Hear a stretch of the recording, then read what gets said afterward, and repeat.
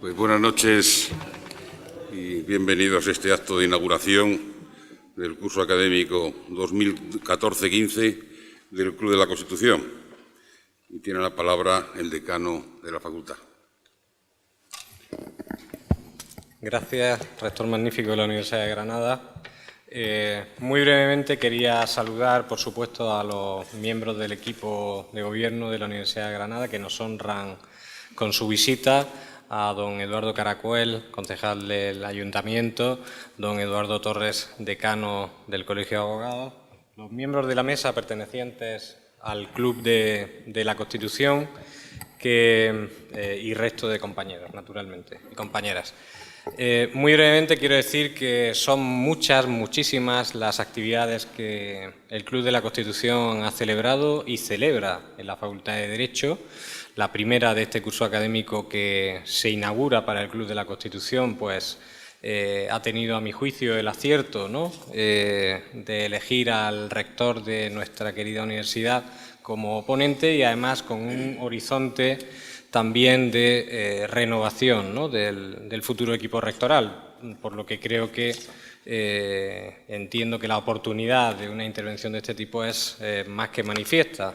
Sin duda alguna, todos estamos preocupados siempre y comprometidos con el gobierno de la universidad y qué mejor que escuchar hoy, como es lógico, aunque yo no lo presente, que escuchar hoy a quien durante bastantes años ha gobernado y gobierna nuestra universidad. Yo quiero decir que cuando en más de una reunión de equipo, y además el vicedecano de Ordenación Académica aquí presente lo sabe, me reprochaban por qué no cobrábamos algunas cesiones de espacios, a pesar de que era un objetivo del contrato programa, quiero decir que el Club de la Constitución siempre ha sido la niña mimada de esta Facultad de Derecho, porque por este claustro, por este paraninfo han desfilado auténticas personalidades del mundo del derecho y de la política. Y en ese sentido, pues aportan sin duda alguna un valor esencial a la actividad frenética, por otra parte, de esta Facultad de Derecho que tanta tradición tiene en nuestra ciudad. Y de esa manera, pues creo que obviamente está más que merecido esa cesión de espacios gratuitos, porque son ellos quienes en verdad enriquecen la vida académica de esta Facultad de Derecho. Y dicho sea de paso, en un contexto en el que pues, posiblemente la movilización de la ciudadanía civil de asociaciones, ¿no?, que como el Club de la Constitución promueven el debate de ideas, la confrontación de ideas, el diálogo, naturalmente, intentan impregnar a nuestra sociedad de valores esenciales, ¿no?, que proceden de nuestro texto fundamental de 1978, pues es siempre bienvenido. Y en ese marco y con ese espíritu, pues la Facultad de Derecho es y será siempre su casa. Así que muchas gracias. Muchas gracias, señor decano. Pues tiene la palabra doña Mercedes Moll de Miguel, presidenta de honor del Club de la Constitución. Muchas gracias, rector. Bienvenidos a todos. El Club de la Constitución tiene hoy la satisfacción de iniciar las actividades del nuevo curso 2014-2015. Este foro pretende no solo actuar como un observatorio crítico de la constitucionalidad, sino sobre todo difundir los valores del texto constitucional que nos dimos en 1978. Creo que nuestra Constitución ha sido un vehículo por el cual durante estos 35 años hemos tenido una convivencia en paz y un estado del bienestar sin precedentes. No me quiero alargar más que darles la bienvenida. En nombre del Club de la Constitución, agradezco al rector magnífico de nuestra universidad que haya accedido a dictar esta lección inaugural del curso con su conferencia titulada La gobernanza de las universidades. Muchísimas gracias a todos y espero que estén a gusto en esta inauguración del Club de la Constitución. Muchas gracias, Mercedes. Pues tiene la palabra don Carlos Ruiz Cosano, presidente del Club de la Constitución. Muchas gracias, señor rector magnífico, ilustrísimo señor decano, ilustrísima señora doña Mercedes Moll, señor vicepresidente del club, señoras y señores vicerrectores, señor Caracuel, profesor Lorenzo Morillas, señor decano del Colegio de Abogados, señores profesores, estudiantes, queridos socios del club, estimados miembros de la Junta Directiva, señoras y señores. Como muy bien ha dicho nuestra Presidenta de Honor, el Club de la Constitución es un foro de sociedad civil, democrático, cuyos objetivos fundacionales pues, es la reflexión sobre los valores que impregna nuestra Constitución, que fue resultado de un consenso, y ese consenso, espíritu de consenso, el que a nosotros nos gusta transmitir, renovar y adaptar a los tiempos actuales. Sobre todo porque es un espíritu de servicio, que en un momento sirvió de gran ayuda, de progreso al pueblo español, y no solamente en absoluto de intereses de carácter partidista. Este espíritu de consenso es el que, como decimos, nosotros queremos transmitir a todos. Son momentos difíciles, estos días son momentos difíciles para la Constitución, para el debate de qué Estado queremos tener, la acción de los nacionalismos, y es por lo tanto un momento que debemos estar pues, serios, reflexionados, serenos frente a lo que realmente queremos que sea nuestro futuro. Nosotros, como club y como sociedad, nos regimos por criterios absolutamente democráticos y nuestro foro no solamente quiere ser un centro de reflexión sobre la Constitución, sobre la política, sino también ofrecernos a la sociedad granadina. En este espíritu de renovación que anteriormente ha dicho el señor decano, queremos que este foro sea también cercano a Granada y a los granadinos, siempre con nuestra máxima de máximo respeto al otro y de máximo respeto a la libertad de expresión. Nuestro club tenía una pequeña espina, una deuda, y porque desde la fundación de este foro nosotros hemos tenido, como muy bien ha dicho el señor decano, muchas reuniones en la universidad, fundamentalmente en esta casa, en otras ocasiones en la Facultad de Medicina, también hemos estado en Ciencias Políticas, y siempre hemos sido muy bien recibidos y muy bien tratados. Hemos podido, como muy bien ha dicho el señor decano, ofrecer magníficas conferencias, traer magníficos ponentes, pero aún no habíamos tenido la fortuna de que fuera nuestro propio rector quien expresara su opinión. Y hoy creo que de alguna forma hemos podido saldar esa deuda y, ya que yo soy un doctor pues médico, pues extirpar esa pequeña espina que teníamos ahí. Por lo tanto, en primer lugar, queremos agradecer al señor rector su aceptación y presencia como primer ponente al acto que inaugura nuestra actividad para este año académico. También aprovechar la presencia, lógicamente, del señor decano para agradecer igualmente, en nombre de todos los socios del Club de la Constitución, nuestro agradecimiento. Y a continuación vamos a presentar brevemente al profesor González Lodeiro, aunque en fin, pudiera parecer innecesario, creo que no es así, porque no es una presentación, yo creo que lo queremos hacer como un acto de reconocimiento a su trayectoria como universitario y a su labor como investigador. En fin, algunos datos de carácter curriculares: doctor por la Universidad de Salamanca, catedrático de universidad desde 1996, profesor de la Universidad de Granada desde 1981, en el área de Geología Regional, Geomorfología, Geología Estructural, y en la titulación de Ciencias Ambientales. Ha investigado sobre todo en líneas básicas relacionadas con la geología regional de los dominios alpinos, paleozoicos, macizo ibérico que conforman nuestro país. A estas líneas de carácter regional se han sumado últimamente otras de carácter más temático: estructura sísmica de la corteza, tectónica activa y evolución del relieve. Es tan difícil de pronunciar como los términos médicos. Ha sido el director del Departamento de Geodinámica, delegado del rector para la implantación de las enseñanzas propias, vicerrector de Planificación Docente y de Investigación. Miembro de la Ponencia de Recursos Naturales del PAI, vocal del Plan Nacional de Investigación, vocal y presidente del Comité de Ciencias de la Naturaleza del CENAI, presidente de los comités externos de evaluación de las titulaciones de Geología de las Universidades de Salamanca y Barcelona y de Ingeniería Geológica de las Universidades de Barcelona y Politécnica de Cataluña, vocal del Comité Asesor del Área de Ciencias de la Agencia para la Calidad del Sistema Universitario en Cataluña, vocal del Comité Ejecutivo del Grupo Coimbra de Universidades Europeas, miembro del Comité Ejecutivo del Programa Palestinian European Academic Cooperation in Education e integrante del Programa Alfa de Cooperación Académica Europea Latinoamericana hasta el año 2000, vocal del Comité Científico del Programa MedCampus, vocal del Comité de Liaison de la Conferencia de Rectores Europeos, promotor del Programa Sócrates y vocal de la Comisión de Evaluación del Programa Tempus Tacis de la Unión Europea durante los años 95 y 96. Pero, ante todo, el profesor González Lodeiro es un gran universitario. Quiere a esta universidad. Podremos estar en acuerdo o en desacuerdo con él. Tendremos momentos difíciles, pero pero también hemos tenido momentos muy relajados. Pero es más que evidente su fidelidad a la Universidad de Granada, por encima de todo. Esto lo infiere lo que para nosotros, lo que para mí personalmente es una de sus máximas cualidades: ser un rector cercano y con especial capacidad para el diálogo, que transmite ese espíritu de compromiso y cariño con y nuestra universidad. Agradeciendo de nuevo su presencia entre nosotros, cedo, con su permiso, la palabra al profesor don Francisco González Lodeiro, señor rector magnífico de la Universidad de Granada, que impartirá la conferencia inaugural del curso 2014-15 del Club de la Constitución con el título Gobernanza de las Universidades. Muchas gracias, señor rector.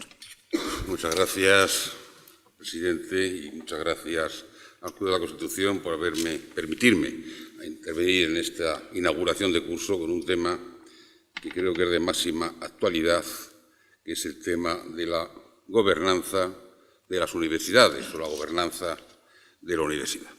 Es un tema que se ha tratado en casi todos los foros. Tengo que decir que hasta el año 2011, en consecuencia de la Estrategia 2015, fue uno de los elementos que más se trató en el Consejo de Universidades, en la Conferencia de Rectores de las Universidades Españolas, y que dio lugar incluso a la elaboración de un decreto, un borrador de decreto, porque nunca llegó a aprobarse, sobre el tema de la gobernanza. Muchas personas confunden, ¿no? Queríamos confundir gobernanza con gobierno, y el gobierno entra dentro de la gobernanza, siendo la gobernanza un elemento mucho más importante o un concepto mucho más amplio y que se refiere muy fundamentalmente al propio modelo de universidad. En la Estrategia de Lisboa y en el documento Movilizar el capital intelectual de Europa y crear las condiciones necesarias para que las universidades puedan contribuir plenamente a la Estrategia de Lisboa, que se aprueba en Bruselas, se publica en Bruselas en el año 2005, se dice lo que refleja el texto. Es un texto fuerte, un texto en el cual la Comisión plantea qué modelo de universidad debemos tener que sea capaz de atender a las necesidades que demanda la sociedad. Decía textualmente, en los próximos 20 años, el modelo económico de Europa cambiará drásticamente. Seguirá reduciéndose su base industrial, el crecimiento y la protección social dependerán cada vez más de las industrias y los servicios que exigen un alto nivel de conocimientos y un número creciente de empleos y requerirán cualificaciones de nivel universitario. Sin embargo, las universidades europeas, que son los motores del nuevo paradigma basado en el conocimiento, no están, y esto es lo importante, no están en condiciones de poner todo su potencial al servicio de la Estrategia de Lisboa revitalizada. Esta era una cuestión que se plantea y se encuentra la primera idea de que hay que cambiar el funcionamiento y las actividades de las universidades.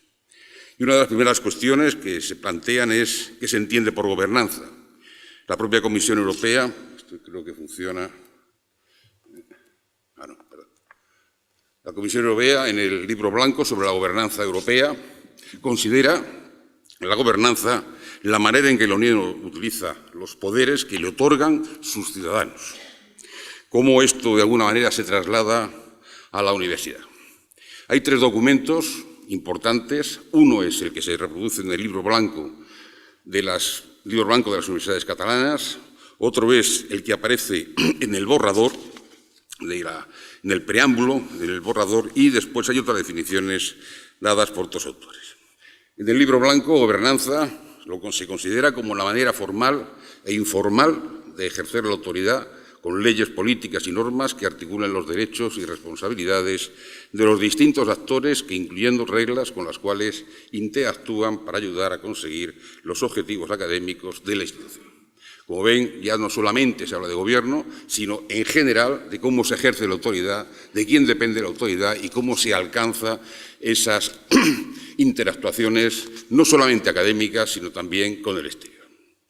Una nueva manera, esta es otra definición, una nueva forma, que es lo que se planteó por la definición de la CRUE y la Fundación Ciencia y Desarrollo, una nueva forma de entender el ejercicio del control colectivo en relación con el cumplimiento de objetivos comunes. Este es el texto que aparece en la gobernanza de la universidad y sus entidades de investigación e innovación, como digo, y que aparecía dentro de la estrategia de la universidad, que se incorpora, digamos, al texto de la Estrategia de la Universidad 2015. Hay otra más. Gobernanza ya mucha más precisa, debe entenderse, y esta es de la Comisión Técnica de Gobernanza Universitaria, que, como digo, esto se refleja en ese borrador de decreto que nunca llegó a publicarse, de septiembre del año 2011. Y ahí quizás la definición es mucho más precisa. Debe entenderse como conjunto interrelacionado de premisas, la autonomía universitaria, la organización y gestión económico-financiera, los modelos internos de estructuras académicas en las que se distribuyen las funciones y las responsabilidades, la organización de la investigación y la innovación académica y las relaciones institucionales e internacionales y su promoción en el exterior, entre otras.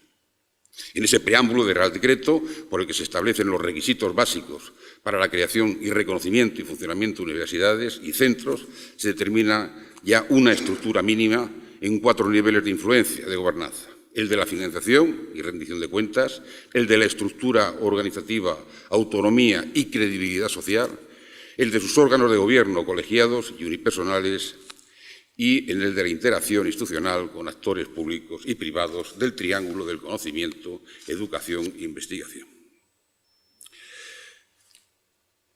Esto, en ese decreto para la creación del reconocimiento, la gobernanza comprende, por tanto, una actuación transparente de cara a la sociedad, un establecimiento previo de unos objetivos estratégicos para los que se tendrán en cuenta las demandas y necesidades sociales y un mecanismo de rendición de cuentas a la sociedad.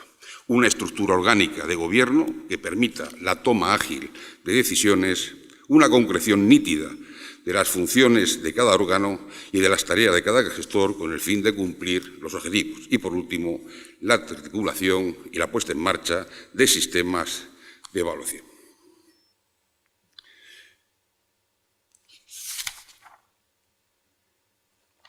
La necesidad de buscar un equilibrio entre la necesaria globalización de las universidades para ser competitivas y satisfacer las nuevas demandas docentes y las presiones para responder a las exigencias y necesidades de cada territorio hacen el debate necesario. La existencia de distintos modelos de gestión y gobierno de las instituciones de educación superior que están compitiendo entre sí y que todavía no han demostrado su efectividad. Las nuevas maneras de entender la vida universitaria que han provocado que las universidades se replanteen sus modos de gestión y de gobierno. El diseño de nuevas fórmulas de gobierno y de gestión que respondan de manera más eficiente y eficaz a las necesidades del siglo XXI y era uno de los principales retos a los que hoy nos enfrentamos las universidades. Antes de entrar en una posible propuesta, debemos analizar los distintos tipos de gobernanza y para ello voy a utilizar un esquema propuesto por un autor chileno, Brunner, que propone varios modelos de gobernanza en un trabajo publicado en el año 2011 en la revista de Educación Universitaria, que se llama Gobernanza Universitaria, Tipología, Dinámicas y Tendencias. Estos modelos de Brunner plantea en dos ejes, un eje horizontal, en el cual se establece y se articula el principio de legitimidad. ¿Quién legitima la gobernanza de la universidad? El gobierno sería un extremo, sería esta parte, la parte externa, principal agente, sería externo. El otro sería que la legitimidad la concede el colegio, o el interno, o una parte colegial de la propia universidad. Y también está en la línea vertical el principio de efectividad, que nos garantiza la capacidad de obtención de recursos y de administración cotidiana de la institución. En el extremo superior está la gestión burocrática, que busca reglamentación, subordinación, especificación de las funciones y, por el contrario, la gestión emprendedora, que se sitúa en la parte inferior del eje vertical, situada que nos dirige al mercado, a la competencia, a la lucha, a la adaptabilidad, a las condiciones cambiantes y la flexibilidad. De la intersección hay 4 cuadrantes que definen 4 modelos de universidad. Una universidad, la del cuadrante que se llama universidad burocrática, obedece a los modelos de la universidad napoleónica o prusiana, la universidad española, que se instaura con la ley Moyano, la autoridad la ejerce el Estado. La ejerce el Estado, es un agente del Estado, quien dirige, el rector, es nombrado por el Gobierno y tiene todo su poder y todo viene diseñado. Los profesores son funcionarios públicos, la Administración está reglada y jerarquizada, son normas que emanan del propio Estado. La financiación es dependiente del presupuesto del Estado, en su mayor parte, más de un 90%. Los planes de estudio y los contenidos están reglados y no se dejan a la autonomía universitaria. La investigación es orientada a petición del propio Gobierno. En general, la gestión es compleja en la medida en que las instituciones aumentan de tamaño. Y la admisión de estudiantes, selección de profesorado, gestión de las infraestructuras, de todas las infraestructuras y rendición de cuentas son rutinas burocráticas. Este es el modelo que ha estado funcionando en España hasta prácticamente el año 70, en el cual, con la Ley de Educación, empiezan los primeros movimientos de intentar cambiar este modelo. Modelo que en Francia, por ejemplo, está funcionando hasta hace pocos años como un elemento, un modelo fundamental. El otro modelo es el modelo colegial o el modelo de autogobierno universitario, que procede de la tradición y de la ideología de la Universitas Magistrorum y Scholarum. La comunidad académica como entidad independiente, libertad de cátedra y autonomía en su organización interna. Por tanto, las universidades tienen los procedimientos de selección de estudiantes y profesores. La estructura es en facultades, bajo la dirección de un decano. La elección del rector es por la comunidad universitaria. En el caso de Bolonia podía ser un estudiante, en el caso de París y Oxford era un profesor, y la autoridad administrativa, legislativa y representativa pertenece al claustro y junta de facultad. La gobernanza es colegial, los órganos colegiales predominan sobre los órganos unipersonales, tienen una relativa autonomía esta gobernanza y la fundación está asegurada por patrones o mecenas. En este caso, los patrones, en el caso de España, sería el propio Gobierno.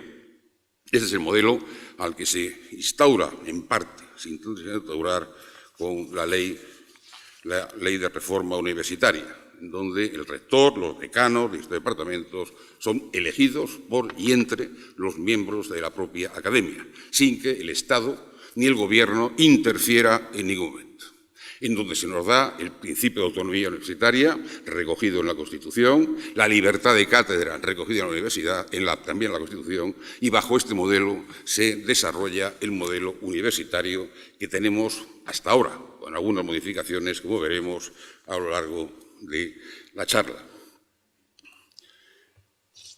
El tercer cuadrante es el de las universidades de partes interesadas, o stakeholders, que es el modelo para una gestión emprendedora y se combina emprendimiento con colegialidad.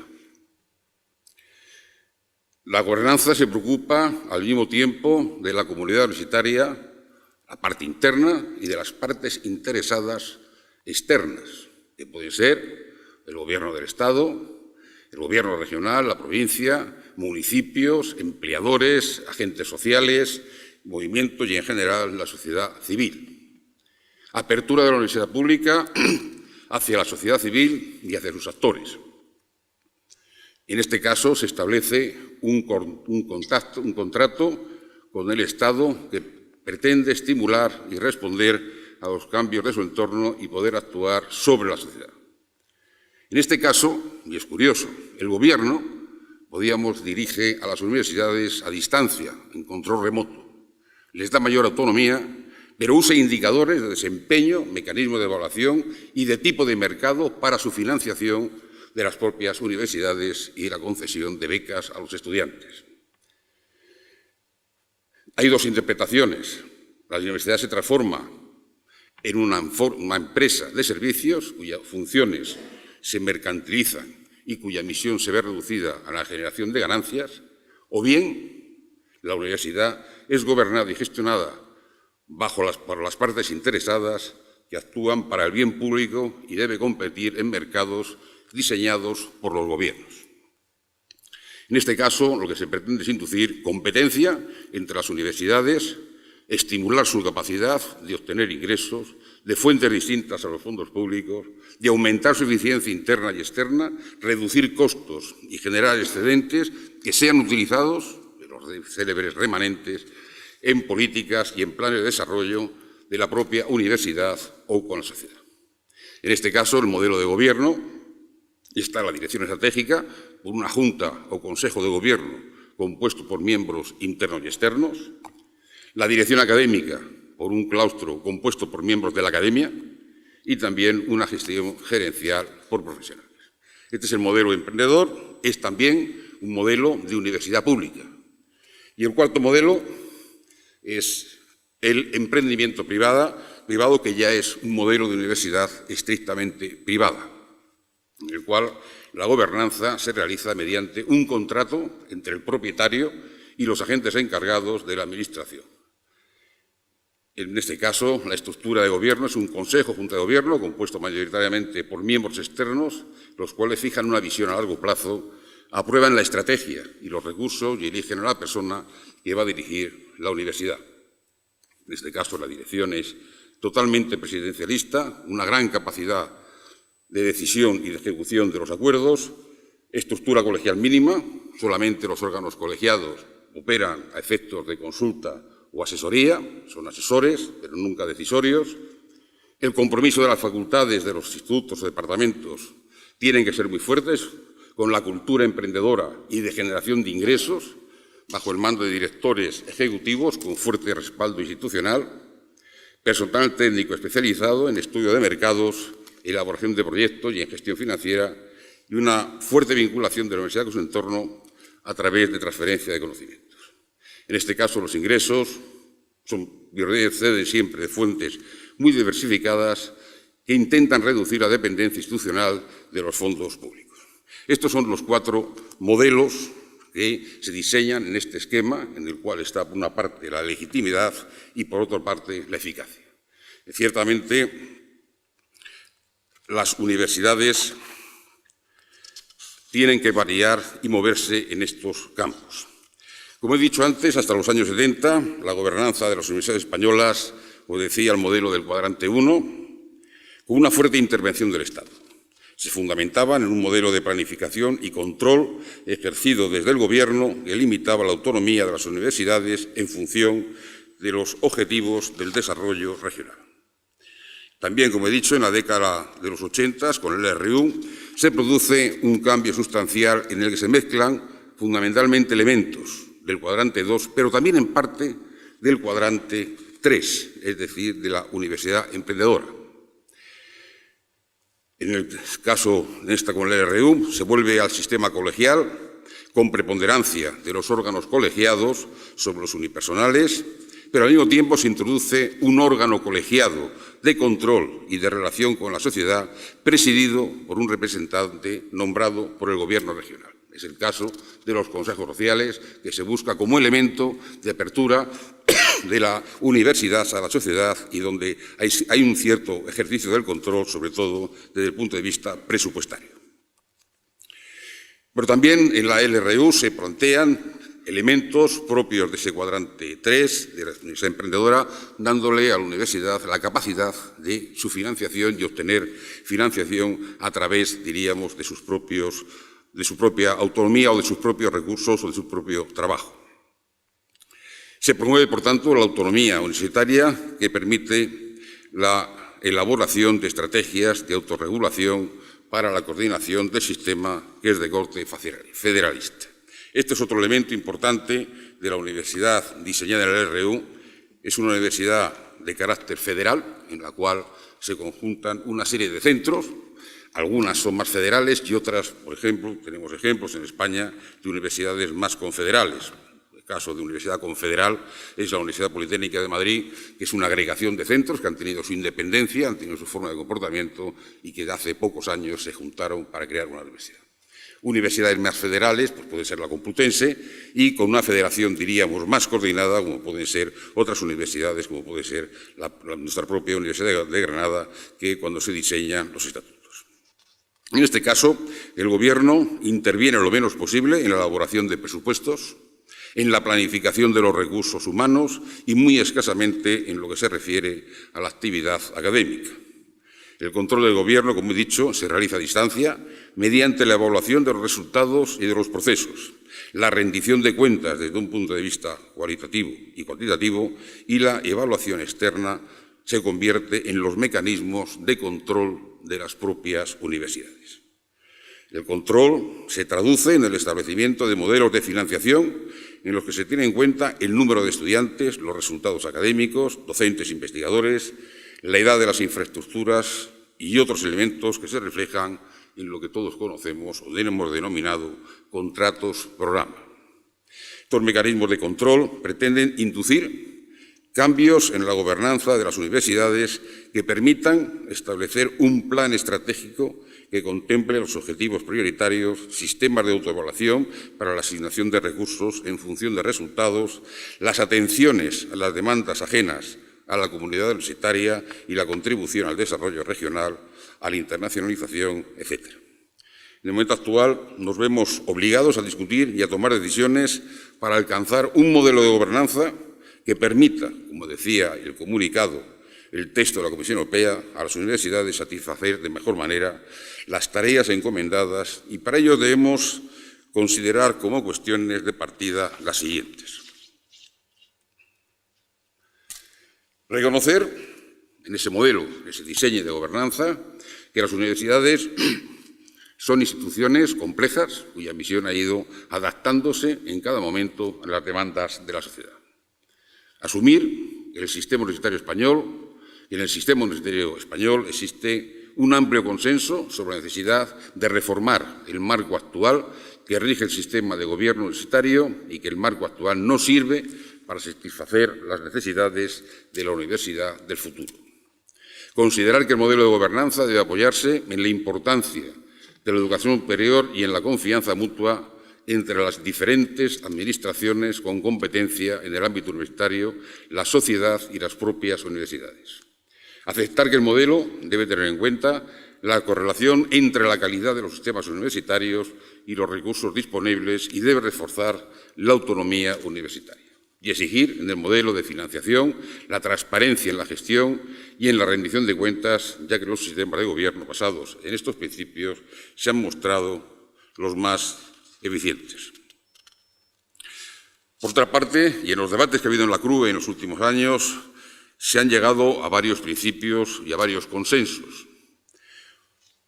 Uno de ellos, el primero, es desarrollar un marco regulatorio, esto lo pueden ver en muchos de los documentos que se han ido elaborando, más flexible, que permita diversidad de modelos de gobierno para que cada universidad se adapte al modelo en función de sus particularidades.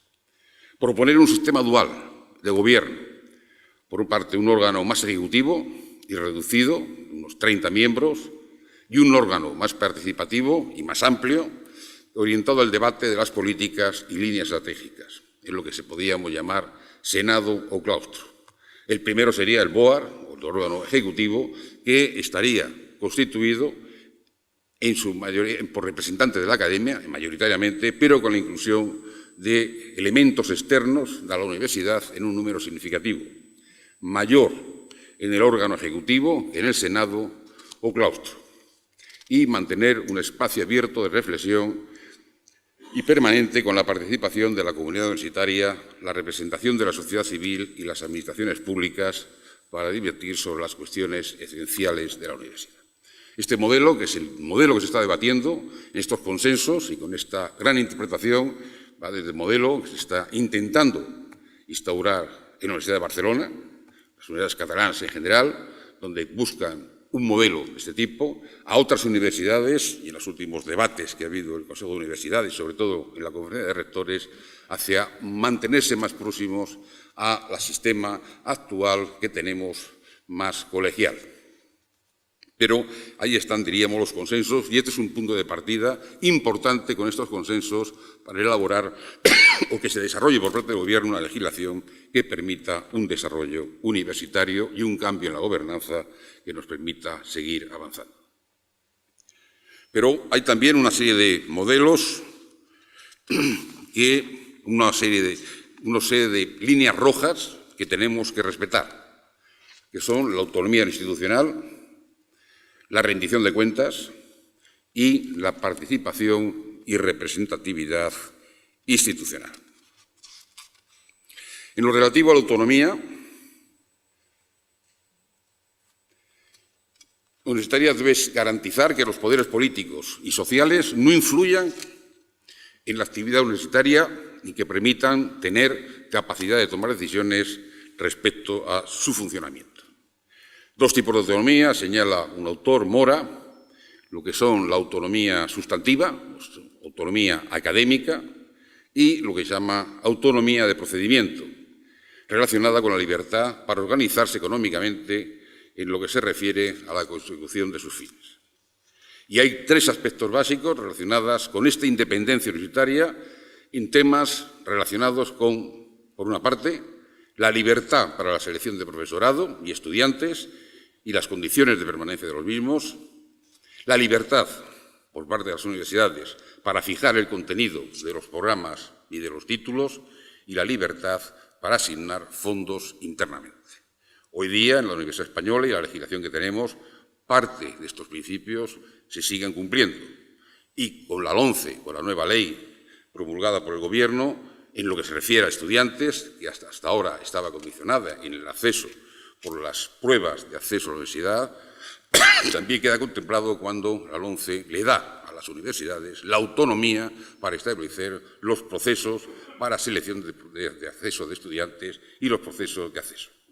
Yo creo que la libertad para fijar el contenido de los programas y de los títulos también es un punto de libertad que actualmente poseemos las universidades en la medida en que es luego una agencia, la ANECA, la que hace una valoración o una evaluación, pero en ningún momento hay una imposición en los contenidos de los programas y en el tipo de los títulos que tenemos que dar.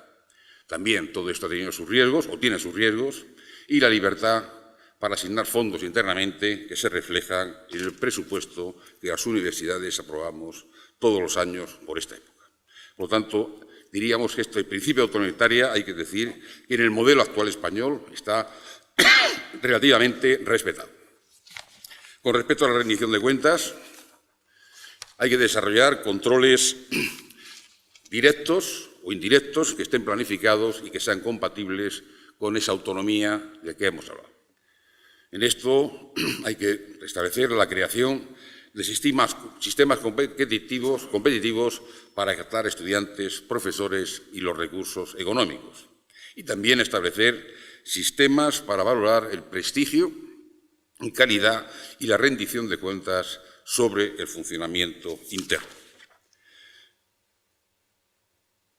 El siguiente punto es la participación y representatividad institucional. Como he dicho, las universidades tenemos una estructura federal descentralizada y posiblemente hay que buscar mecanismos mayor de coordinación entre los centros. Mantener en el modelo y en esa participación los órganos colegiados, desde consejos de gobierno a consejos de departamento, instituto. Otra cosa distinta es qué competencia tienen y si las decisiones de esos órganos colegiados prevalecen sobre la de los órganos unipersonales que sean rector, decano, directores de escuela y departamentos, institutos. También, en este caso, los órganos unipersonales está en los modelos que se están discutiendo, por ejemplo, en la sede de Barcelona, el rector, por supuesto, que es elegido por un procedimiento que puede ser la comunidad universitaria, por procesos bien a través de un claustro, bien a través de sufragio universal ponderado. El debate está, y esto lo digo porque la ley no lo establece en ningún sitio, la elección de decanos, directores de escuela y departamentos e institutos. Para o sea, de Barcelona, en los borradores que nos han llegado de su reglamento interno, el rector nombraría a los decanos, directores de las escuelas y a los departamentos e institutos, directamente. Es un modelo, diríamos, más emprendedor, en el cual la dirección se ejerce. Yo les voy a contar, fuera del programa, la universidad, en este momento, en el Gobierno, tenemos una estructura muy peculiar. Tenemos un Consejo de Gobierno en el cual es un órgano, es un pequeño parlamento de 50 personas y el rector nombra al 15%. El resto lo nombra personas que no tienen la confianza del rector. el rector, en este momento en las universidades, gobierna en minoría.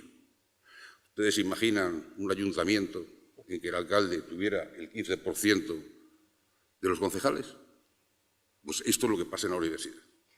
Esto es lo que produce y dificulta muchas veces el gobierno de la universidad. También lo favorece los consensos, pero también dificulta una toma de decisiones más efectiva. Es un debate que siempre se ha planteado. Los catalanes pues, dicen, yo quiero que los decanos dependan del rector y se sienten en el Consejo de Gobierno, pero dirán lo que dice el rector o lo que dice el equipo de gobierno, no lo que se les ocurra en sus órganos colegiados, que son juntas de facultad o juntas de centro. Este sería otro de los temas importantes, esa participación institucional y la inteligencia para llevar o desarrollar, diríamos, el tema de los modelos de gobernanza. A todo lo anterior hay que añadir establecer el contrato programa como un elemento fundamental con la Administración, de tal manera que haya unos objetivos, haya unas evaluaciones y en función de los objetivos alcanzados se proceda a la financiación. Y también acuerdos con la Administración en la planificación en que se impliquen, de alguna manera, las facultades, todos los elementos que constituyen la universidad, departamentos, institutos y jefes de servicio. Todo esto estamos hablando en el marco de la LOU del año 2001, con pequeñas variaciones en el año 2007, la LOU y posiblemente con el modelo de LOU que teníamos del año 2001, prácticamente muchos de estos modelos de gobernanza se podrían llevar a cabo. Las normas de autonomía, según la LOU, nos permite elaboración de unos estatutos y normas de funcionamiento interno, que están aseguradas, elección y designación de los órganos de gobierno. Como he dicho, la LOU no dice que los decanos o directores de departamento, de instituto, tengan que ser elegidos por órganos colegiados, dice que según lo que digan los estatutos. La elaboración de planes de estudio y de investigación también lo pueden fijar las propias universidades. El establecimiento de plantillas, las normas de permanencia y evaluación del alumnado también es una competencia de las propias universidades, aunque sean ratificadas o aprobadas posteriormente por el Consejo de Universidades. Tenemos la capacidad de expedición de títulos de carácter propio. El presupuesto se aprueba por la propia universidad. Es verdad que pasa la aprobación final por parte del Consejo Social. La formación y promoción de personal de la universidad y las relaciones institucionales. Traigo esto porque, evidentemente, las universidades hoy, las universidades españolas, en el marco de esta autonomía, en el marco de esta legislación general que está en las leyes, podrían llegarse a ese modelo, diríamos, de universidad más emprendedora. Por el momento, en nuestro país, los cambios no han sido demasiados. Y la cuestión que estamos en debate, y con esto quiero terminar, es si con estos actuales sistemas de gobierno, diseñados para modelos de gobernanza del segundo cuadrante, sirven para los modelos del tercer cuadrante, en el caso de universidades públicas. No hay duda que los modelos del cuadrante 2 están puestos en cuestión, dado que las universidades se han convertido en actores que no solo actúan en su propia organización, sino que son agentes relevantes en el desarrollo de su entorno. En el futuro, la financiación del Estado va a ir disminuyendo y cada vez será más competitiva, con lo cual las universidades deberán actuar con un sentido estratégico mayor, mejorando y optimizando su organización, aumentando su transparencia, dando cuenta de sus resultados y rindiendo cuentas a la sociedad. Para su financiación y sostenibilidad se deberá establecer una política de inversiones, contemplar la existencia de diversas fuentes de financiación, generar remanentes y preocuparse de los balances anuales. Y no debemos olvidar que el modelo emprendedor de gobernanza suele ser muy criticado en la medida en que puede conducir a un modelo corporativo similar al de una empresa que pueda alterar profundamente el sentido de servicio público y, por tanto, cambiar su misión institucional. pero no podemos ser ajenos a que un modelo de gobernanza emprendedora puede conducir a que desaparezcan las fronteras entre lo público y lo privado, que la gestión se lleve a cabo por un grupo de tecnócratas en detrimento del protagonismo de los académicos y que se establezcan sistemas de control que afecten a la libertad de cátedra. Estos modelos de gobernanza, no hay duda, que se pueden pervertir y llevar a la universidad pública al ámbito de los negocios y pasar al cuadrante 4, con la consabida mercantilización y, consecuentemente, a la muerte de la universidad como servicio público, con lo que ello significaría en la marcha atrás en lo que se refiere a la libertad de pensamiento, a la cohesión social y lucha contra la exclusión. Pero para terminar, tengo que decir que no hay que tener ningún miedo a los cambios, ni partir de principios fundamentalistas que nos lleven a posiciones apocalípticas. La sociedad, y esto nos está reclamando, a la universidad, además de las funciones tradicionales, otras que ayuden al desarrollo económico y social de su entorno. Y como institución pública debemos atender estas demandas e inducir a que los cambios en la gobernanza se produzcan con inteligencia para no perder, sino para reforzar el carácter de servicio público de la universidad, manteniéndose los valores tradicionales y esenciales de la misma y atendiendo cada vez más a esas necesidades que demanda la sociedad. Creo que el cambio del grupo 2 al grupo 3 no debe ser inmediato, pero es cierto que hay partes del grupo 3 o del tercer cuadrante de la universidad emprendedora que harían mejorar sustancialmente el funcionamiento de nuestra universidad. Nada más, muchas gracias.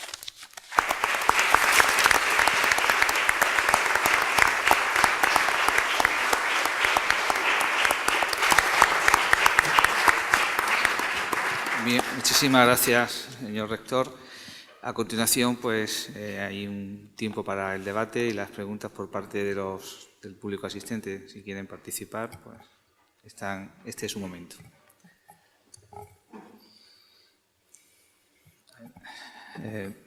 Jesús Montoya. Enhorabuena por su magnífica conferencia, este completo análisis de la realidad, del modelo universitario. En todos los foros que actualmente tenemos debate en derecho, en cualquier profesión, especialmente en la relacionada con el derecho y con la administración, el tema de la gobernanza es un elemento estrella. Y en los últimos tiempos, junto con el principio de autonomía, de eficacia en la gestión, de rendición de cuentas, la eficiencia, es decir, ser eficaces al menor coste posible. Hay otro tema estrella que es el de la transparencia, que hoy creo que no lo ha mencionado el rector en su conferencia. Pero yo creo que la transparencia nos lo venden como si fuera un objetivo cuando en realidad es el medio. Es uno de los requisitos en los que debe, pero no es un objetivo la transparencia sí, es decir, es que la gestión pública, la gestión de fondos públicos, que son fondos en definitiva de extracción ciudadana, debe ser transparente per se. En este sentido, si la universidad tiene que rendir cuentas, tiene que cumplir unos objetivos, tiene que responder a la sociedad, a las demandas de la sociedad, a lo que en su objeto social tiene, que es formar buenos profesionales, cohesionar, homogeneizar la enseñanza, ser también un reservorio del conocimiento y que la formación de los estudiantes obedezca a esa demanda social. En ese sentido, me estoy enrollando mucho. La pregunta que va al rector es el siguiente. La Universidad de Granada, concretamente, y por ende, si quiere generalizar, la de España, ¿está respondiendo a la demanda actual de la situación española, a la situación de crisis? Conocemos la cantidad de alumnos brillantes que tienen que marchar fuera a estudiar. ¿Está respondiendo nuestra universidad, independientemente de un modelo u otro, a esas demandas sociales que hoy en día, en el siglo XXI, les piden los ciudadanos españoles a sus universidades? Muchas gracias. Gracias. Bueno, con respecto a las transparencias, sí lo he citado y creo que lo he dicho varias veces, que es uno de los elementos fundamentales en el modelo de universidad, la transparencia, y creo que en este momento las universidades, casi todas las universidades españolas, pero concretamente Granada, que nos han dado una certificación de transparencia por parte del Tribunal de Cuentas y la Cámara de Cuentas, estamos auditadas y nos piden transparencia en la gestión. Posiblemente, con la ley de transparencia que se acaba de aprobar en el Parlamento, tendremos que buscar ese equilibrio entre la transparencia y los datos, es decir, la custodia de los datos privados que no puedan salir. Pero sí, yo creo que es un elemento fundamental y que la sociedad comprenda en qué se está gastando el dinero, en qué se están los dineros públicos. Con respecto a la sociedad, si estamos respondiendo a las necesidades, bueno, es difícil de medir esto, solamente lo podemos medir mediante encuestas, pero hay un modelo indirecto de medirlo y es por el número de estudiantes que acuden a nuestras aulas. La Universidad de Granada, después de las crisis que ha habido, no ha disminuido en el número de estudiantes, se mantiene el número de estudiantes, incluso aumenta algo. Este año hemos tenido un incremento importante en estudiantes de posgrado, es decir, que la oferta de enseñanzas es atractiva para los ciudadanos y vienen. Pero además, con una particularidad importante que no tiene nuestra universidad, que no tienen otras. Nuestra universidad tiene cerca de un 60% de estudiantes que proceden de fuera, no de la ciudad de Granada, sino de la provincia de Granada. Eso significa que atendemos, es prestigio, por supuesto, el de la universidad, pero atendemos. Entonces, atendemos a las necesidades sociales y somos capaces de captar estudiantes en un número importante.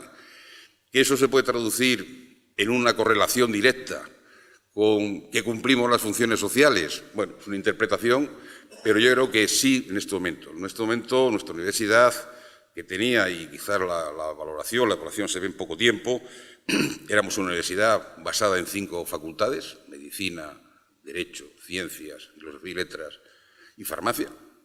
Hoy tenemos 20 y tantos centros y las titulaciones que hemos incorporado no solamente son las, diríamos, los que formaban las universidades clásicas, sino también las enseñanzas técnicas.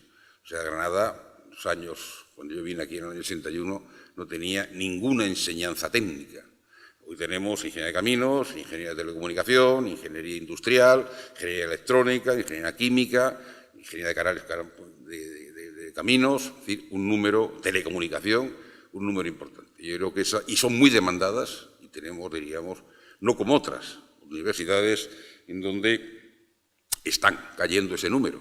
Hoy estamos viendo como ciertas universidades pues están cerrando especialidades como pueden ser informática. Ya me llama la atención, pues en Granada, por ejemplo, llenamos, diríamos, el cupo de estudiantes y ofrecemos un número muy importante de estudiantes en informática y siempre tenemos, diríamos, reserva. Es decir, que yo creo que eso es un indicador de que estamos atendiendo. Por supuesto que tenemos que cambiar algunas cuestiones, se tendrán que cambiar algunas cuestiones, sobre todo en los posgrados y adaptarlos posiblemente en el futuro. Es una experiencia pobre todavía en España, o de poco tiempo, el adaptarnos en la especialización y en la cualificación de posgrado a la sociedad. Ahí quizás, pero eso es un problema que yo creo que tenemos las universidades españolas en general, porque no ha habido posgrados hasta ahora. Hemos estado en un modelo muy reglado de enseñanzas y quizás ya de cambiarlo ahora.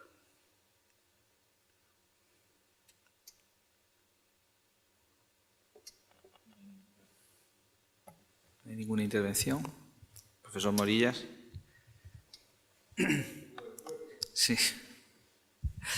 Para mí no es fácil, después de la excelente conferencia del señor rector, magnífico, en este caso con todas las acepciones del término magnífico,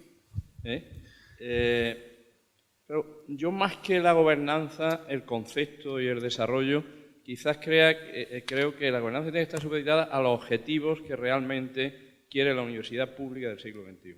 Y hago especial hincapié en la universidad pública, que tiene que ser necesariamente calidad, competitividad y reflejo de la sociedad, precisamente esta sociedad del siglo XXI, que tiene sus avances y también sus retrocesos. Bien, desde esta perspectiva se han ido planteando una serie de situaciones o de propuestas en su caso, de valoración de la realidad o de propuestas de futuro. Yo voy a citar algunas. Órganos de gobierno, con una intervención, he querido entender, más activa de componentes sociales, de presencia social. Bien, esto tiene sus ventajas, pero también tiene sus inconvenientes. Es decir, si nosotros apostamos por la autonomía universitaria, la estructura universitaria es el docente, el PAS y los alumnos. Luego puede haber otros órganos, como lo ha habido, de intervención y control de la sociedad, que es absolutamente, desde mi punto de vista, necesario. Quizá la reflexión, con la experiencia que tenemos, es el propio Consejo Social. Yo no voy, en fin, no quiero valorar, pero sí hacer una reflexión de cómo surgió el Consejo Social y en qué situación está, desde mi punto de vista, puedo estar absolutamente equivocado, el Consejo Social, que se ha convertido en un órgano fundamentalmente de control de la estructura universitaria y no tanto como entiendo yo que surgió, que fue para buscar esa relación, incentivar las relaciones sociales y buscar también fondos para la propia universidad, fundamentalmente para la investigación universitaria. Porque claro, esa intervención social tiene que ser, desde mi punto de vista, por supuesto de control, sí tiene que estar en los órganos de gobierno representativo, en este caso no serían representativos, sería la parte de la sociedad, pero también con un compromiso de apoyo y desarrollo a la estructura universitaria. Porque claro, es muy fácil participar y controlar, pero no apoyar desde esa perspectiva social a la estructura universitaria necesitada de ese apoyo social e institucional. Bien, transparencia, que se ha dicho absolutamente, y más en estos momentos, pero claro, transparencia, todo tipo de control que sea necesario, pero eso no puede ahogar las iniciativas de la universidad y la competitividad de la universidad. He sabido, usted lo sabe perfectamente, mucho mejor que yo, porque está ahora en ese puesto, de que, bueno, hay, sobre todo a niveles de investigación, hay dificultades profundas o intensas, según cómo se mire, a pesar de la gran labor que se está haciendo en el tema de investigación, por lo menos en esta universidad, y el avance competitivo que tenemos. Pero a nivel de estructura externa, de estructura de control externa, es decir, Ministerio, Junta de Andalucía, ese control llega en un momento que se burocratiza de tal manera que paraliza la iniciativa y la competitividad de los propios investigadores, sobre todo de los investigadores principales. Es decir, que si queremos ser competitivos, también se tiene que tener esa perspectiva abierta, evidentemente, con toda la transparencia y todos los controles, pero que esos controles no sean tan formalistas y tan burocráticos que lleven a neutralizar y a veces incluso desesperar a los propios investigadores. Por lo tanto, sí a la transparencia, obviamente también al control económico, tenemos que responder ante la sociedad y ante las instituciones que nos financian, pero también un margen de actuación, porque si no, claro, aquí uno de los debates usted lo ha dicho, la universidad pública y la universidad privada. Mientras la universidad privada se le facilita mucho más, o se facilita a ella mucho más, los niveles de actuación y los controles, a la universidad pública a veces se le ahoga con controles, yo creo que absolutamente innecesarios, por lo menos con la intensidad se hace, sí, controles posteriores con las memorias que hacen los proyectos, etcétera. Por supuesto, ese tipo de control. Y voy terminando. En cuanto a la estructura, yo lo comprendo perfectamente. Lo que ha dicho del rector nombra a los decanos, el equipo de gobierno está en minoría dentro del Consejo de Gobierno. Bueno, eso sería matizable. Evidentemente está en un 15% nombrado por el rector. 15 personas, 15 de 50. Sí, sí. Bueno, no el 30%, me he equivocado. Sería más. 15 personas. Bien, pero claro, luego está la estructura de apoyos, porque el rector es elegido y tendrá su estructura de apoyo dentro. Es un poco, no sé, la estructura de los gobiernos que luego tiene en el Parlamento su apoyo. El gobierno es el que es y en el Parlamento tiene la mayoría. No es el caso, pero bueno, puede ser. El sistema quizás funcionaría mejor, porque sería más coherente y se podrían tomar decisiones sin entorpecimiento, a veces no realmente asumibles o por lo menos con otros objetivos u otros procedimientos, cosa que no se da excesivamente en la universidad. Esto también habría que reconocerlo porque el consenso suele ser afortunadamente habitual en estos temas. Pero es un modelo totalmente distinto. En este momento la universidad pública se enriquece de la participación de toda la estructura, de todos los componentes de la universidad y se enriquece de elegir a sus decanos y de elegir los órganos de gobierno. Entonces, yo lo entiendo y sé que posiblemente funcionaría mejor, pero me queda, no sé si como soy un niño del mayo del 68, pues todavía me queda ese resquicio de participación. Y ahora sí que termino con, ha dicho usted la expedición de títulos, no voy a dar la contraconferencia, pero todo lo contrario, es de apoyo total lo que está diciendo, de los títulos propios. Eso es un tema, evidentemente, a las universidades, pero se nos está, los títulos propios de las universidades, sobre todo los de posgrado, han caído en una situación compleja, porque usted sabe que en algunos países, en el mercado latinoamericano, por ejemplo, se nos está desautorizando los propios títulos nuestros porque están los oficiales, los propios no tienen proyección, es simplemente un título sin consecuencias posteriores ni para el doctorado. Yo creo que es un tema que también habría que profundizar en él. Y la mercantilización. Hombre, aquí evidentemente no podemos ir, somos universidades públicas, pero eso no quiere decir, y ahora sí concluyo, que no seamos competitivos desde el punto de vista económico. Es decir, nosotros somos universidades públicas, tenemos que tener los límites y las ventajas, las orientaciones de la universidad pública. No somos una empresa mercantil, como pueden ser las privadas, que tenemos que actuar en beneficio, pero sí tenemos que ser competitivos en el mercado que tenemos, que es un mercado del siglo XXI y un mercado neocapitalista. Esto es obvio y, por lo tanto, tenemos que actuar ahí. Entonces, una cosa es que seamos mercantilistas o no, y otra cosa es la competitividad incluida la competitividad económica. Felicitarlo, pedirle disculpas por mi extensión, pero, en fin, nunca viene de más un desahogo cuando se tiene un personaje tan querido y tan admirado como el señor. Muchas gracias.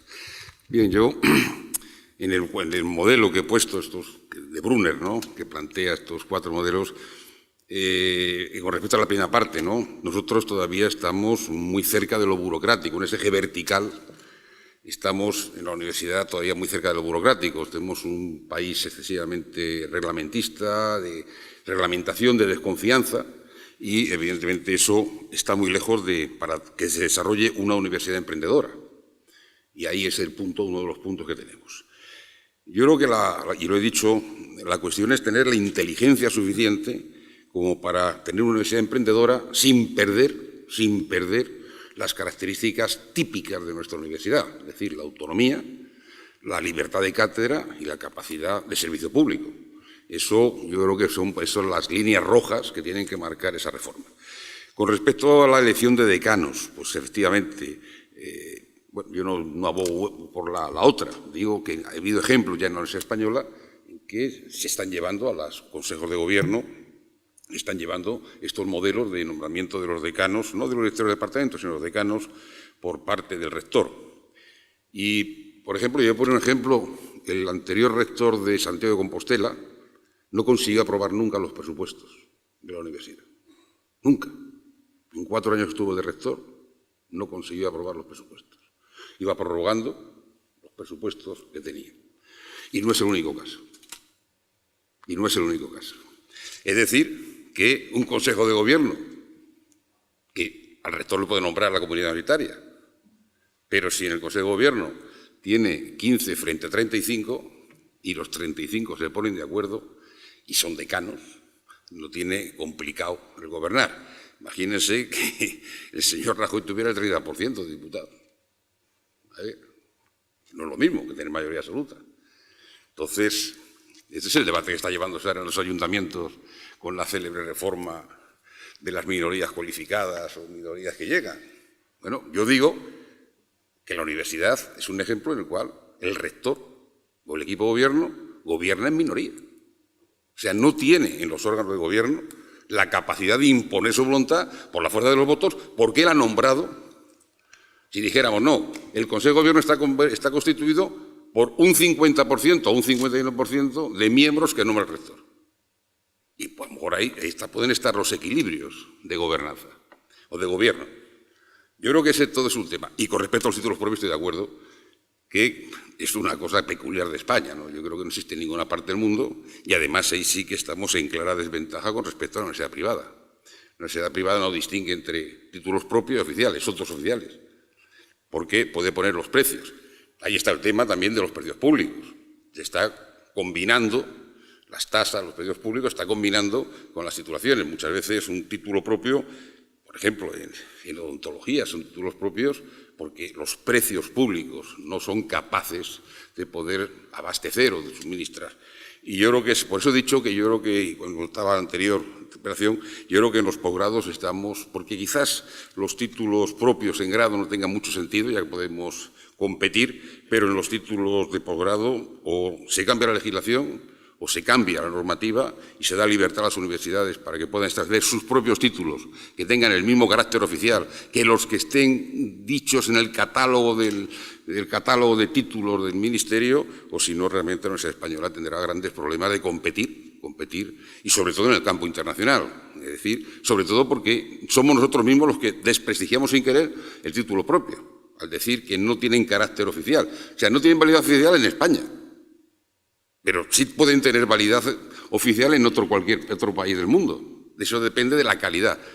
La Universidad de Harvard no tiene títulos propios, no tiene ni oficiales ni propios, tiene sus títulos. Y solamente con decir que es título de Harvard o de Stanford o de Cambridge, pues ya es suficiente. Es decir, yo creo que ahí sí hay que debatir. Pero yo creo que el problema está en que todavía en la Universidad Española estamos con la rendición de cuentas no la queremos demasiado. Entonces, el gobierno, no digo a las universidades, sino el gobierno, y por tanto lo que se hace es introducir mucha burocracia y mucho control burocrático sobre los proyectos de investigación, en la justificación, y eso, por supuesto, que entorpece la investigación y puede ser un peligro muy latente ahí. Ahora mismo estamos justificando pues, fondos FEDER con unas exigencias que muchas veces nos advertían al principio y el gasto se ha hecho de una manera que a lo mejor no era luego un gasto elegible por parte del programa. Pero, en fin, ese es un tema que efectivamente está. Yo creo que ahí, por eso decía que la inteligencia está en cómo estar en el cuadrante 3, pero manteniendo las cuestiones más importantes del cuadrante 2. Desde luego el cuadrante 1 no parece adecuado y el peligro que se corre siempre es pasar del 3 al 4 y que la propia universidad se privatice, aunque sea un servicio público, pero que funcione con criterios privados. Y ese también es un problema. Yo creo que esta mañana estoy viendo porque se habla mucho de la universidad privada, y estoy viendo una pequeña estadística del ranking de Shanghái, que parece que es el ranking de las 100 primeras universidades, y de las 100 primeras universidades que hay en el mundo, 76 son públicas y 24 son privadas. De esas 24, esas privadas, 23 son de Estados Unidos y una sola universidad privada está entre las 100 primeras de Europa, una sola, que está en Suecia. Cuando se habla de que el sistema público no es capaz, pues lo que dice ese ranking, podemos coger otro, está diciendo que la universidad pública. Pero si nos vamos a nuestro país, entre las 500 primeras no hay ninguna universidad privada. Pero es que entre las 1000 primeras me parece que hay 2. Y entre las 1200 primeras están prácticamente la totalidad de las universidades públicas españolas. Por lo tanto, las universidades públicas españolas tendrán sus defectos, sin duda alguna, pero desde luego las otras parece que lo tienen más, porque están fuera del sistema. Hay que irse al 2000 y pico para empezar a encontrar, salvo alguna, que son fundamentalmente las antiguas universidades de la Iglesia, las que solamente mantienen un nivel, diríamos, en los estándares, en la parte alta de los rankings. La de Navarra aparece no entre las 500 primeras, por supuesto, la de Comillas o la de Deusto, y alguna más. Y el resto está muy a la cola. Lo digo esto porque ese es el grupo 4, que funciona bien en Estados Unidos, quizás por una tradición universitaria muy especial, pero ya digo que 76, solamente 30 son más las públicas que las privadas, incluso en Estados Unidos, que las que están en esos 100 primeros puestos del ranking. ¿Alguna cuestión? Bueno, ¿alguna cuestión más? Bien, yo me gustaría, para parecer ser una Una observación a la intervención de mi compañero del club, del señor Montoya. Parece cuando se dice que estamos en crisis se tienen que ir como algo negativo. Yo creo que lo importante no es que se vayan, lo importante es que vuelvan. Yo creo que lo importante es que nuestros estudiantes, si tienen que ir, se vayan, se formen, se globalicen, estén con otras instituciones, con otros investigadores, aprendan mucho y después se vengan. El problema es que se van y no vienen. Y eso nosotros en nuestra facultad lo hemos vivido recientemente con un compañero, ¿no? Un compañero estaba aquí trabajando, viene en el Departamento de Ingeniería Tisular, hace un trabajo magnífico, tiene un contrato precario en el sistema público de salud y se ha ido a Harvard. Lo llaman y se va a Harvard. Lo importante es que Miguel vuelva con todo lo que aprende allí. Eso es lo que debemos de tratar siempre, ¿no? Yo, en relación a una consideración al rector, para el señor rector, y es que ha hablado de la autonomía universitaria y estamos hablando de los resultados de las universidades públicas en relación a las universidades privadas con este índice de Shanghái. De esas 23, también, supongo que también habrá distribución dentro de esas 100 primeras, quién está dentro de las 50 o dentro de las 20 primeras. Yo lo que quería preguntarle es que ha hablado de muchos aspectos dentro de esta gobernanza, pero ¿hay una auténtica autonomía universitaria sin una financiación que sea tan dependiente de la institución pública? Es decir... Vamos a ver. Si tenemos autonomía y capaz de captación de recursos y nos dan autonomía, estamos en un mercado que hay que conseguir dinero. Es decir, la universidad, y lo he dicho, cada vez vamos a tender a tener menos financiación del Estado. Cuanto más autonomía tendremos, cuanto seamos capaces de obtener recursos externos y no dependamos de la subvención. Esa es la autonomía. Pero para eso, ese es el equilibrio que hay que buscar. Es decir, si queremos tener autonomía, tenemos que buscar nuestros propios recursos. Para eso nos tienen que dejar mecanismos, también, hay que decirlo, para captación de recursos. Pero ahí está precisamente el éxito de la operación. Por eso tiene que ser, si digo, una universidad emprendedora, que sea capaz de captar, bien a través de matrículas, bien a través de... Hay universidades en este momento que están financiadas por el Estado y no son sostenibles.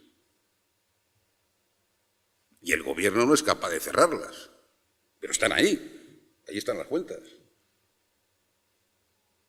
Claro, pues evidentemente, esas universidades tienen poca autonomía, porque, como he dicho, el control del Gobierno debe ser, cada vez es más remoto. Yo te hago un contrato programa, si cumples objetivos, si tienes buenos resultados docentes, buenos resultados investigadores, haces buena transferencia, eres capaz de captar fondos externos, tendrás mucha más autonomía y mucha más capacidad de reacción que la universidad. Y en Estados Unidos, por ejemplo, hay universidades que viven del presupuesto público, pero son los colleges, no son las grandes universidades.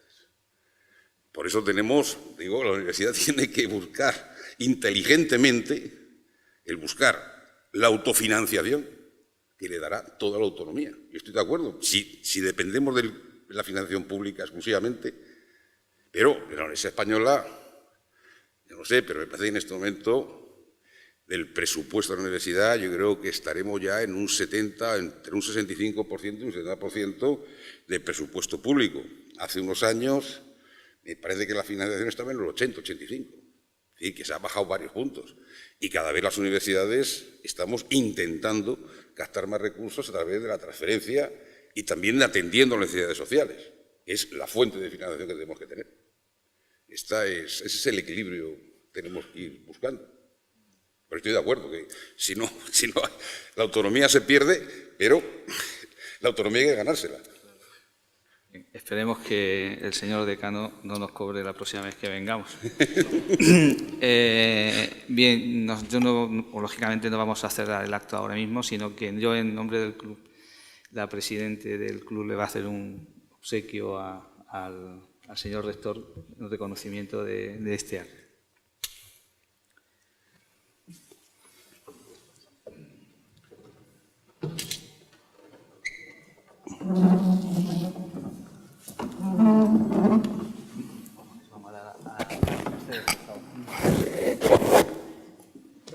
Muy bien, Mercedes, muchas gracias.